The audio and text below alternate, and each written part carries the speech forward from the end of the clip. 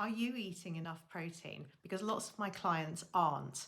So protein is necessary for maintenance of muscle mass, repair, neurotransmitters, enzymes, hormones, the immune system. So it has lots of different functions in the body. The problem with protein is we have to eat it.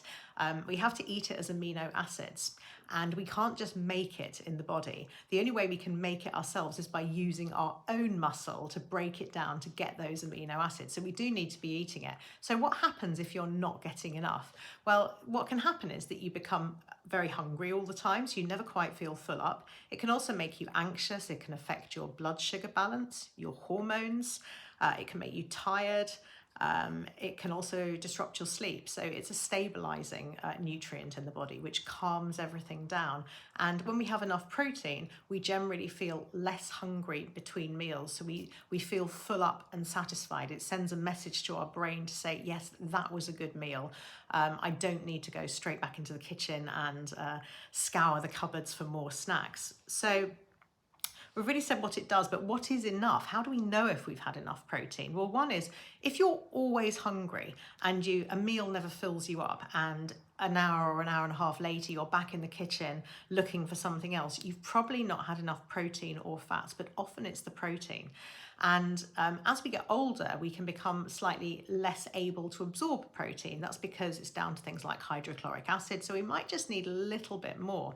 What we don't want to happen is for us to lose our muscle mass. So as we get older, we can lose muscle mass. It's called sarcopenia, where the muscles start to shrink. And we've all seen that in people where as we age, our legs maybe get a little bit thinner and we're not able to spring up off the floor quite as easily anymore, or out of a chair. What we want to do is we want to keep that muscle mass, because that is something that also keeps us young. But we also want to get all that repair and regeneration going on. So how much should we have? Well, we've been told up until now that 0.8 grams per kilo of body weight is about right. It's about 15% of our energy. But there's lots of research going on where people are getting more protein than that, and anything up to 1.2, 1.4 grams of protein, even up to 2 grams of protein per kilo of body weight for people that have special needs, are very sporty, or have a high protein requirement. So it could be almost double or 1.5 times as much what we've been told we need. So we need to be careful of that as we get older. Now, obviously, we don't want to eat too much protein, because that knocks everything. It knocks all the other macronutrients out. It puts a strain on our kidney and our body in general. We know when we've had too much protein, we can start to get hot and we feel full up. There's only so much protein we can eat in one sitting. So we're not trying to get to the stage where we're trying to eat 2 chicken breasts instead of 1. We're just talking about getting enough. So if you take an average maybe 70 kilogram woman, so she's probably needing around 70 grams, but she may need up to 100 grams of protein. So how does that translate into food? Well, foods like meat and fish generally have 20 to 25 grams of protein per 100 grams. So one good portion, maybe 130 gram portion of protein, is really good for most women. Maybe I'm talking of not necessarily teenagers who are growing, but adult women. You may find you need more than that.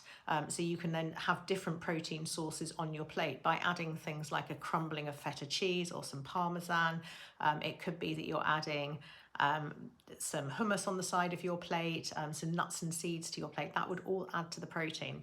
So we were just talking about where do we get it from. So cheese has about 20 to 25 grams per 100 grams, fish 20 to 25, eggs have 6 grams each, and yogurt maybe around 5 to 6 grams per 100 grams.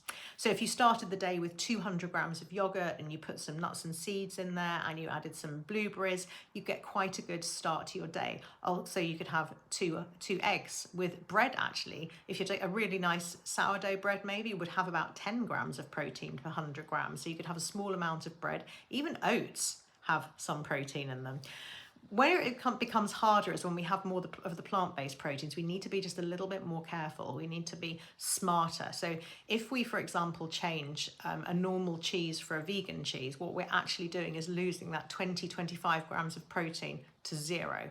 So they're great for flavour and they're great for giving diversity to a plant-based diet. but they don't have the protein, so it's not a like for like swap. That it's really just more rice, flour, and fats in there. There's no protein in most vegan cheeses, except the ones that are made with nuts. But I'm not going to dwell on that. So what I'm saying is, if you're having plant-based sources, which we should be also in our diet, things like beans and lentils have 9 to 11 grams cooked weight per 100 grams. Quinoa, people often say, oh, I'm getting loads of protein from quinoa. Quinoa is a seed, but it's a carbohydrate. It has a slightly better amount of protein than rice, but it's only around, it's about 4 to 5 grams per 100 grams. So it's not a high protein food, but it will help. Tofu, for example, has 8 to 10 grams. So when we're going on the plant-based sources, we're automatically halving the amount of bioavailable protein. So therefore, we need to be careful that we're building them up. So we're having nuts and seeds at the same meal as the tofu, and maybe adding some lentils there as well. So we keep using all those plant-based proteins, as many as we can, at the same meal, and that will also boost us up. So we just need to be a little bit more careful. Also, it's very easy when we're having lots of plant-based foods to have a higher carbohydrate diet. You would have to eat a lot more quinoa to get that same amount of protein that we get from a piece of sustainably caught fish, for example. So we just need to be aware when we're doing it. So if you try and have protein each meal, so if you just have a bowl of cereal in the morning, that's not going to cut it because there's not enough protein in it. You need to add the nuts and seeds, the Greek yogurt, have the eggs with it. You can even have a boiled egg on the side, but we need to get that protein into our breakfast. That will stabilize our energy, and that will dictate what we eat for the rest of the day. If you really get your protein right at breakfast and get the energy balance right, so we get a slow release of energy, then that will have a bigger effect. So we won't get the munches, we won't be snacking, and that will then reduce our anxiety, reduce our stress, make us feel calmer. It will have a knock-on effect on our hormones, and a knock-on effect on our sleep. So there's lots of reasons why we want to get our protein right.